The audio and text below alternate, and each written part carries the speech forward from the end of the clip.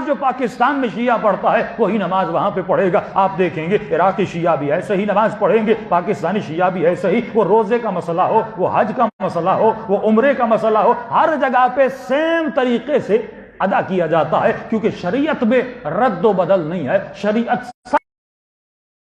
لیکن آئیے اب کلچر میں آتے ہیں, عزاداری کا کلچر. جیسے پاکستانی شیعہ عزاداری کرتا ہے ویسے عراقی شیعہ نہیں کرتا. جیسے عراقی شیعہ عزاداری کرتا ہے ویسے ایرانی شیعہ نہیں کرتا. آپ کے ماتم میں اسپیڈ ہے, ایرانی ماتم تھوڑا سلو ہے, اور جیسے عراق میں جائیں گے اور سلو ہو جاتا ہے. یہاں پر کسی نے یہ اعتراض نہیں کیا کہ پاکستانی اسی طرح ماتم کرتے ہیں تو عراقیوں کو بھی اس طرح کرنا چاہیے یا ایرانیوں کو اس طرح کرنا چاہیے. اس وقت آپ کہیں گے قبلہ یہ شریعت نہیں ہے, یہ کلچر ہے. ہم اپنے کلچر کے مطابق کر رہے ہیں, وہ اپنے کلچر کے مطابق کر رہے ہیں, اور افریقی اپنے کلچر کے مطابق کر رہے ہیں. تو اتنی بات تو سمجھ آتی ہے کہ عزاداری کلچر کا نام ہے, شریعت کا نام نہیں ہے. آپ یہ کہہ سکتے ہیں کہ غم حسین کا تعلق شریعت سے کیا ہے؟ شریعت تجھے جواز دیتی ہے کہ یہ کام کرنا جائز ہے یا جائز نہیں ہے. جب اس نے جواز دے دیا, اب اس کام کو منانے کا طریقہ جو ہے وہ تمہارے کلچر کے حساب سے ہے. اگر شریعت اس کلچر کو اجازت دیتی ہے تو اسلام بھی اس کلچر کو قبول کرتا ہے. لیکن ایک بات مد نظر رہے کہ کلچر میں رد و بدل ہے, کلچر بدلتا رہتا ہے. انہوں نے کہا نہیں, ان کو کلچر پر اسٹرکٹ کر دو اور یہ کہہ دو کہ ہم کبھی کلچر کو بدلیں گے نہیں. بھائی تمہاری موبائل کا سافٹ ویئر بھی اپڈیٹ ہو, تمہارے بچوں کی پڑھائی کے بکس بھی اپڈیٹ ہوں. تم جب بال کٹوانے جاؤ تو نائی کو اپنے بالوں کی کٹائی بھی تمہاری اپڈیٹ ہوتی ہے. اور کہوں کہ آج داڑھی کا اسٹائل یہ کیوں ہے تو اس وقت بھی کہتے ہو مولانا کلچر بدل چکا ہے, فیشن بدل چکا ہے, تمہارے کپڑے بھی بدل جائیں, ہر چیز بدل رہی ہے. تو پھر یہ کیوں نہیں, تم کلچر کو کیوں نہیں بدلتے عزاداری کے؟ یہ ضد کیسی کہ مجھے ویسی ہی عزاداری منانی ہے جیسے میں 50 سال پہلے مناتا تھا, جیسے میں 60 سال پہلے مناتا تھا. جب دنیا بدلتی ہے, تعلقات بدلتے ہیں, فہم و شعور بدلتا ہے, وسائل بدلتے ہیں, تو تمہیں بھی چاہیے کہ تم عزاداری کے طور و طریقوں کو بدل دو. پہلے عزاداری بغیر لاؤڈ کے ہوتی تھی, اب لاؤڈ سے ہو رہی ہے, اب موبائل میں بھی جا رہی ہے, اب فیس بک میں جا رہی ہے. اس کا مطلب تم کلچر کے ساتھ اپنے طور و طریقوں کو بدل رہے ہو. پہلے لاؤڈ پہ اعلان ہوتا تھا مولانا آئیں گے, پھر اشتہارات دیواروں پہ لگتے تھے, اب واٹس ایپ پہ میسج جاتے ہیں. اس کا مطلب تم نے زمانے کے ساتھ ساتھ تشہیر کو بدلا. لیکن سوال یہ ہے تم عزاداری کے طور و طریقوں کو زمانے کے ساتھ بدلتے کیوں نہیں ہو؟ ایک ٹولہ ہے جو کہتا نہیں ہمیں یہی عزاداری. اور یہ بات یاد رکھیے, کبھی کبھی کوئی کلچر آپ کو فائدہ دیتا ہے, لیکن کبھی کبھی وہی روش آگے جا کے آپ کو نقصان بھی دے سکتی ہے, کیونکہ کلچر میں ثبات نہیں ہے. ایک معاشرے میں ایک کام فائدہ دیتا ہے, ایک معاشرے میں ایک کام نقصان دیتا ہے, لیکن کسی نے کلچر کو نہیں بدلا. لیکن امام حسین ایک فکر دے کر گئے, جو فکر سیار ہے, یعنی جو فکر ہر زمانے میں بدلتی ہوئی نظر آتی ہے. اگر تم نے بدلنا شروع کیا, اول انسان خود سے یہ سوال کرے کہ میں عزاداری کرتا کیوں ہوں, میں مجلس میں آیا کیوں ہوں, میں نماز پڑھتا کیوں ہوں, میں روزہ رکھتا کیوں ہوں. اگر صرف تقلیدی کام کرتا ہوا آگے بڑھتا گیا تو اس کی فکر بیدار نہیں ہوگی. لیکن جب یہ جوان سوچنا شروع کرے کہ بھائی میں ماتم کیوں کرتا ہوں, میں امام حسین پر گریہ کیوں کرتا ہوں, ایک تو اس کا تعلق جذبات سے ہے, کیونکہ محبت کا تقاضا ہے کہ کب جس سے محبت کرتے ہو اس کی تکلیف کو سنو تو تمہاری آنکھوں سے آنسو بہیں. لیکن اس سے آگے بڑھتے ہیں, مومن یہ سوچے میں زنجیر کیوں لگاتا ہوں, میں آگ کا ماتم کیوں کرتا ہوں, میں سینے پہ ماتم کیوں کرتا ہوں. اور بعض اوقات اسی کلچر میں کچھ ایسی چیزیں آ جاتی ہیں جو شریعت سے ٹکرانے لگتی ہیں, جن میں سے ایک نیا ماتم ایجاد کیا گیا بعض نوح خانوں کے ذریعے سے, جن کا نام نہیں لینا چاہوں گا.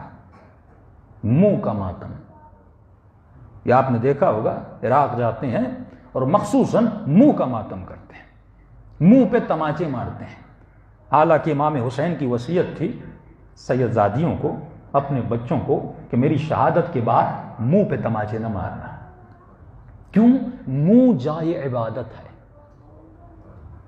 یہ چہرہ عبادت کی جگہ ہے, یہ ماتھا عبادت کی جگہ ہے. ان ہونٹوں سے اللہ کا ذکر کرتے ہو, منہ کو زخمی کبھی نہ کیا کرو, شریعت اس کی اجازت نہیں دیتی.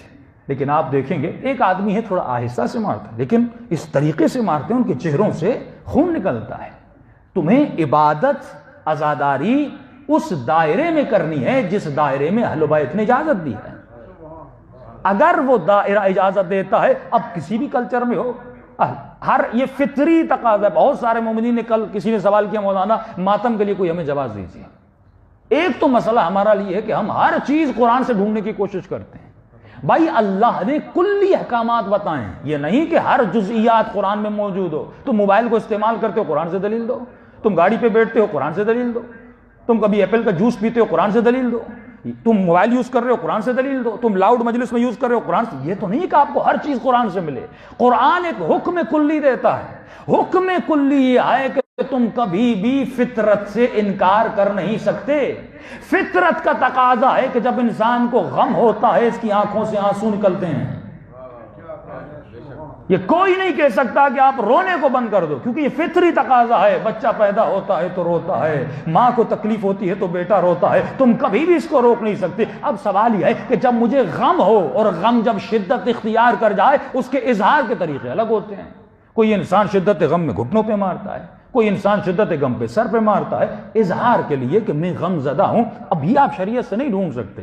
ہم ہر چیز شریعت سے ڈھونڈتے ہیں، ایسا نہیں۔ شریعت میں کلیات ہیں۔ جب کلی قضیہ تمہیں مل گیا کہ انسان فطری تقاضوں کا شریعت انکار نہیں کر سکتی۔ فطری تقاضا ہے کہ انسان کو شادی کی ضرورت ہے، مسیحیت نے فطری تقاضے کو بند کر دیا۔ ان کے مولانا حضرات جو ہیں وہ شادی نہیں کرتے، جو ان کے راہب ہیں وہ شادی ہم کہتے ہیں، کیونکہ یہ شریعت کا مسئلہ نہیں ہے، یہ فطرت کا مسئلہ ہے، اور خدا کبھی بھی فطرت کی مخالفت نہیں کرتا۔ لہٰذا جو فطرت سے مسئلہ ٹکرا جائے وہ مسئلہ شریعت سے ٹکرا جاتا ہے۔ لیکن آتے ہیں کلچر کی طرف۔ کلچر ہمیشہ بدلتا ہے، لیکن کچھ لوگوں نے کہا نہیں، ہم کلچر کو قطعاً نہیں بدلیں گے۔ میں مثال دیتا ہوا چلوں۔ کبھی آپ نے سوچا یہ آگ کا ماتم ہوتا کیوں تھا؟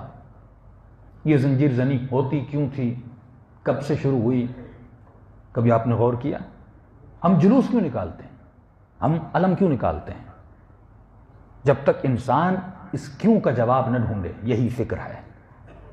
اور پوری رات یہی سوچتا رہا، میں یزید کا ساتھ کیوں دوں اور حسین کا ساتھ کیوں نہ دوں؟ جب اسے جواز ملا کہ حسین حق پر ہے، یزید باطل پر ہے، تب جا کے حسین کے لشکر میں گیا۔ جب تک ہم کیوں کا سوال، بھائی مومن سوچے نماز کیوں پڑھتا ہوں، اسلام میں مثلا داڑھی کا وجوب کیوں ہے، اسلام میں خمس واجب کیوں ہے، اسلام میں زکوٰۃ واجب، جب انسان سوچے گا تو اسے جواب ملے گا۔ لیکن ایسے ہی چلتا نہیں ہوگی۔ اب انسان سوچے شیعہ جلوس کیوں نکالتے تھے، تو میں عرض کر چکا یہ سیرت تھی جناب زینب کی، اور سیرت تھی امام رضا کی، کہ جیسے محرم کا چاند نظر آتا تھا، امام رضا جوتیاں اتار دیتے تھے اور بازار میں آ جاتے تھے۔ ایک لباس غم تھا وہ پہنتے تھے، عرب میں مشہور تھا، جب کوئی غمگین ہوتا تھا تو غم کا لباس پہنتا تھا، وہ لباس غم پہنتے تھے اور بازار میں آتے تھے۔ لوگ پوچھتے تھے کہ فرزند رسول کیا آپ کے گھر میں کوئی قضیہ ہو گیا ہے، آپ اس حالت میں اور بکھری ہوئی حالت میں باہر کیوں آئے ہیں؟ تو کہتے تھے کربلا میں میرے دادا حسین کو شہید کر دیا گیا۔ تو تعجب کر کے پوچھتے تھے آپ غم ایسے منا رہے ہیں جیسے کل حسین کو شہید کر دیا گیا ہو؟ تو امام فرماتے ہیں اس غم منانے کی وجہ ہے، اگر ہم اس طرح نہ منائیں، پبلسائز نہ کریں، تو تم کربلا کو بھی ایسے بھول جاؤ گے جیسے تم غدیر کو بھول گئے تھے۔ تو یہ طریقہ تھا پبلسائز کرنے کا، اور عرب کے معاشرے کے مطابق طریقہ تھا۔ وہاں پر اظہار غم کے لیے اگر جوتیاں اتاری جاتی ہیں تو امام اسی ثقافت میں جوتیاں اتار رہے ہیں۔ اگر کسی اور کنٹری میں مثلا اظہار غم یہ ہے کہ امامہ اتارا جائے یا ٹوپی اتاری جائے، اور انسان پوچھے کہ بھائی آپ بزرگ ہیں، آپ نے ٹوپی کیوں اتاری ہے، تو وہاں اظہار غم کا طریقہ یہ ہے۔ ہر کنٹری کا اظہار طریقہ الگ۔ اب کوئی انسان نے کہ امام رضا نے کیونکہ وہ کام کیا تھا، مجھے بھی وہی کام یہاں پر کرنا ہے۔ تمہیں یہ دیکھنا ہے کہ کلم الناس بقدر عقولہم، کہ لوگوں کی عقلیں کیا ہیں، تمہارا معاشرہ کیا ہے، تمہاری ثقافت کیا ہے، تمہارے معاشرے میں کون سا کام امپیکٹ کرتا ہے اور کون سا کام نقصان دیتا ہے، تمہیں وہی کام کرنا ہے تاکہ اثر پڑے۔ مقصد یہ نہیں کہ جلوس نکلے، مقصد یہ ہے کہ گھر گھر تک، بچے بچے تک حسین کی آواز پہنچے۔ اصل عزاداری کا مقصد یہ کہ مجھے حسین کے پیغام کو پہنچانا ہے۔ یہ تو تھا جلوس کا مقصد، یعنی ٹی وی کا زمانہ نہیں تھا کہ ہم لوگوں کو بتائیں کہ امام حسین کے ساتھ کیا ہو۔ یہ بہترین طریقہ تھا، جس گاؤں میں جس محلے میں رہتا ہوں وہاں پر جلوس نکالوں، تاکہ جسے پتا بھی نہیں، جو حسین کو جانتا بھی نہیں، اس کے بعد وہ جان جائے کہ ہر سال شیعہ جلوس نکالتے ہیں، اس جلوس میں کسی حسین کا ذکر کیا جاتا ہے۔ تو یہ تھا پبلسائز کرنے کا طریقہ۔ یہ اس زمانے کا اسٹرانگ سوشل میڈیا تھا کہ ہم جلوس نکالتے تھے، دنیا کو پتہ چلتا تھا، ایک رسم تھی، ایک روش تھی۔ اس کے بعد اور آگے چلتے ہیں، انہوں نے کہا اب لوگ پتہ تو چل گیا لیکن لوگوں کو جمع کیسے کریں؟ تو ایک انوکھا کام کرو جس سے دنیا جمع ہو جائے۔ اب انوکھا کام کیا تھا؟ کہ آگ کا ماتم کرتے۔ اب شہر پہ پتہ چلے کہ چند لوگ ہیں جو آگ پہ دوڑ رہے ہیں، پورا شہر جمع ہوگا کہ نہیں ہوگا؟ بالکل انوکھا کام ہے نا، کون آگ پہ دوڑتا ہے؟ پتہ چلا بھائی یہ قوم ہے جو آگ پہ دوڑنے والی ہے۔ کب؟ عاشورہ کے دن یا شب عاشور یہ آگ پہ دوڑیں گے۔ مجھے یاد ہے بچپنے میں آگ کا ماتم بڑا ہوتا تھا، پورا شہر جمع ہوتا تھا اور یہ جوان یا زادار آگ کے اوپر سے گزر جاتے تھے، اور جب یہ شہر کے لوگ پوچھتے تھے تم آگ پہ دوڑ کیوں رہے ہو، اس وقت بتاتے تھے ارے ہم چند لمحوں کے لیے اس آگ پہ کھڑے نہیں ہو سکتے۔ تصور کرو نبی زادیاں جب خیموں میں تھیں، دشمن نے جب خیموں کو آگ لگائی، اس تصور کو ان کے ذہنوں میں بیدار کیا جاتا تھا تاکہ مجمع جمع ہو۔ کس طریقے سے مجمع کو جمع کیا جائے؟ رسول خدا کبھی دعوت ذوالعشیرہ دے رہے ہیں، ہم نیاز کیوں کرتے ہیں؟ بڑا بڑا نیاز ہوتا تھا تاکہ پورے شہر کے غریب غربا کم از کم کسی نیاز کی خاطر جمع ہو جائیں اور ایک نام حسین کا سن کے یہاں سے چلے جائیں۔